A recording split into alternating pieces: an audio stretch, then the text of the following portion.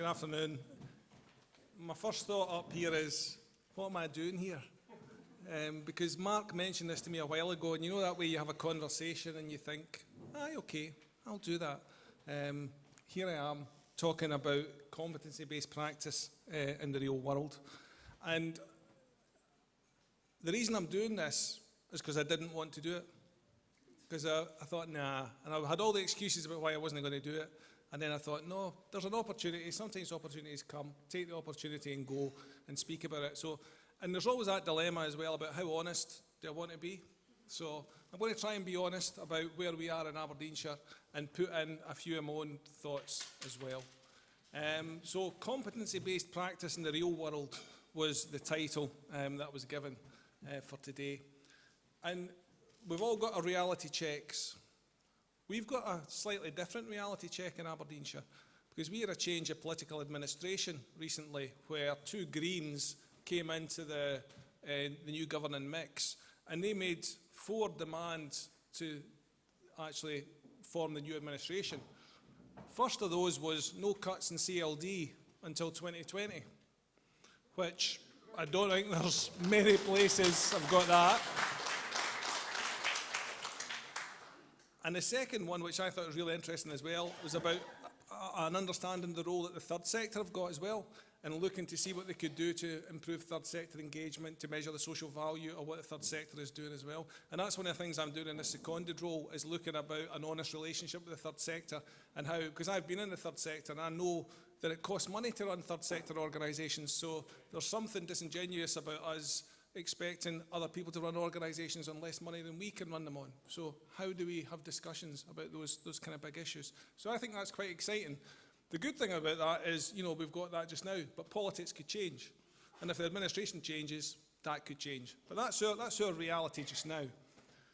So CLD service in Aberdeenshire, 266 staff, most of those are part-time sessional, probably about 70 kind of full-time equivalent posts. And that would be borne out with the work that John's done nationally in the CLD workforce survey, the same kind of breakup of full-time and sessional staff. Staff are encouraged to register with the CLD Standards Council. There have been discussions about making it mandatory in recruitment, but at the moment it's just a suggestion. And we've done things around the competencies of getting staff registered and trained in iDevelop. We've had iDevelop champions. I don't think it's particularly that widely used, but it is used among staff, and I know staff have contributed materials to iDevelop as well. We have brought the competencies into the support and supervision process and the annual review process, but again that's on a kind of ad hoc basis, and we need to get that more systematic if that's what we're going to do as an authority. And there is an investment in getting unqualified staff through the qualifications. So last 3 years we've had people through the postgraduate diploma in CLD at Aberdeen University, and that's funded by the difference in salary between a qualified and an unqualified post. So that's in the budget for the qualified posts, so the money pays for the people to go and do the actual qualification. And there's a bit of a cross-services approach starting to develop now between culture, sport and CLD, slightly linked into the how good is our model that all these different services are using as well, but trying to look at CPD and training in a more holistic way, and recognising that different people do community work, or it touches into quite a few different parts of the council services. And we have been good over the last 2-3 years about all staff training is recorded and it's mapped against the competencies to say what competencies have been addressed by the CPD that people have undertaken. So this is the first bit of honesty. We've recorded it. No buggers looked at it. Nobody looked at it at all. And I thought, I'll look at this before I come here today. Let's see what this is actually telling us. So looking at, this is from January 13 to March 15, just kind of an analysis of, you know, how many sessions people had taken part in and, you know, what the breakdown was across the competencies. Now, if you'd said to me before I did that exercise, what kind of work do you do in CLD in Aberdeenshire? I would say it's primarily youth work and adult learning. We've almost like seeded the ground on community development because we've got lots of local rural partnerships, we've got development trusts, we've got lots of other community-based led bodies doing a lot of that community development work. And when I looked at that and I saw that we only had 4 sessions, 4% of all the CPD was linked into facilitating and promoting community empowerment, that kind of reinforced what I would instinctively have said about the kind of work that we are doing. So we've got a number of practice forums, one of which is a community development practice forum, and they are wanting to set a target that we get that 4% up to at least 15%, so that we are actually actively trying to get staff to look at more training options that address that competency. So I think that's a great example of having data there that you don't actually use and you don't actually analyse. So if someone says, oh, it'd be a good idea if we did that and we do that, then we don't actually say, what is it telling us? And just by coming here today and looking at that, that I thought was an important revelation. What I then thought was, well, let's take the competencies and let's apply it to the service. You can see by the wee bit in the middle, I'm not competent in IT because I couldn't get that to fit into the middle. But on the kind of first two competencies, I think the fact we've set up learning community partnerships, which we didn't have before, with 17 of them being set up across Aberdeenshire, I think we are starting to address that.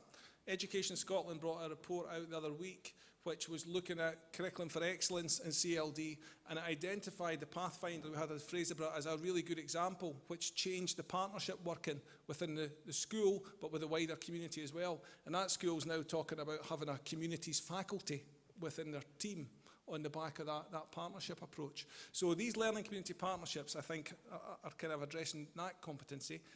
On learning and development opportunities, I try to apply that to what do we do for staff in terms of CPD. So we have encouraged study visits, people go to conferences. This is CPD for me being up here just now. Seminars, mentoring, we've got the postgrad course. I've started mentoring someone through the postgrad course who's not actually within our organisation, who works in a prison for a third sector organisation. And again, that's great CPD opportunity to do things like that as well. We've tied into work with Tapestry, which is about formative assessment, and that's involved us and other parts of the council services and third sector partners as well. So there definitely are things happening. Community empowerment, we deliver CLD across 7 kind of themes. We've got a youth voice theme and a growing communities theme. My honesty bit is we're doing that half-heartedly. We need to sort out how we're going to do that and what our actual offer is and what we are trying to achieve within that.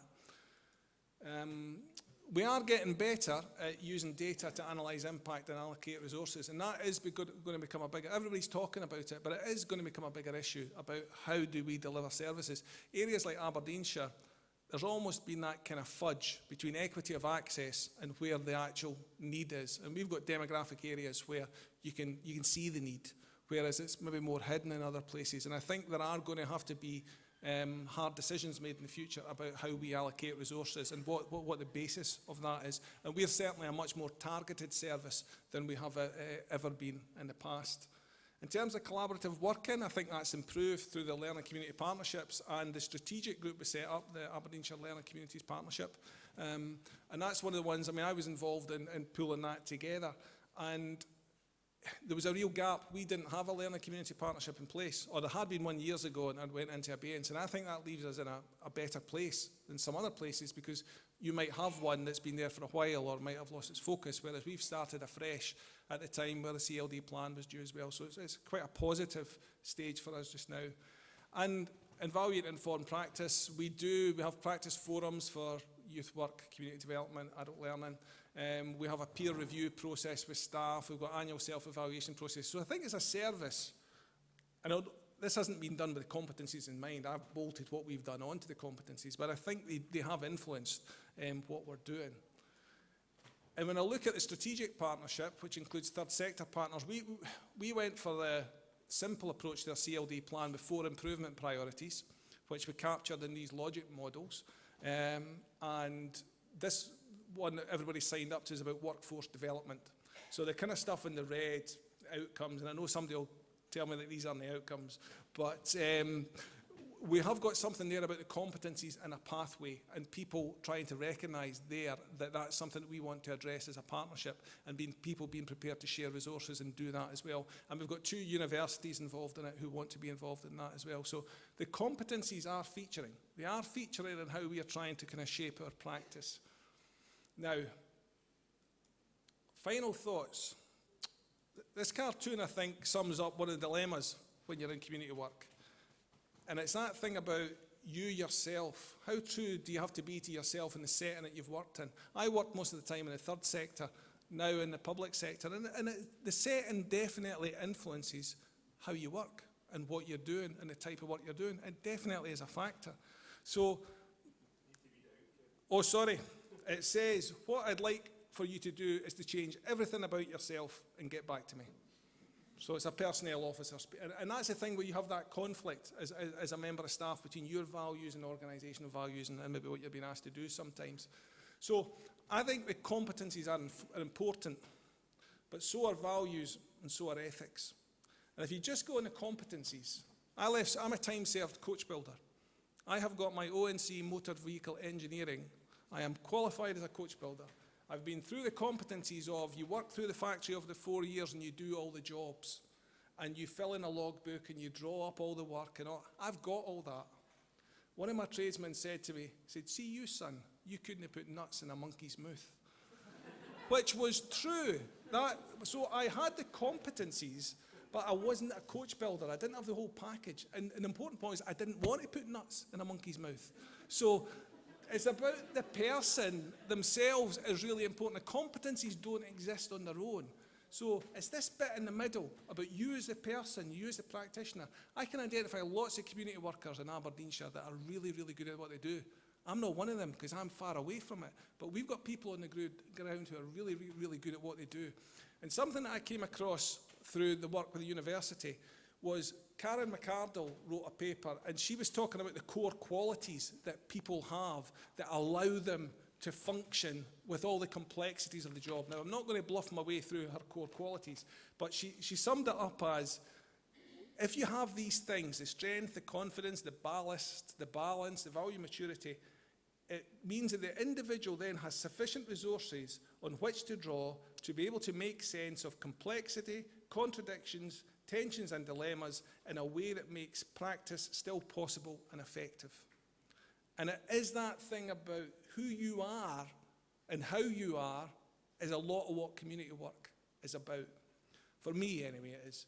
So the competencies are important. They are important. But the practice, I think, is influenced by the setting, and you need to be honest about that. But wherever the setting is, it has to be underpinned by the CLD values and ethics. They're crucial. But I think these core qualities are important.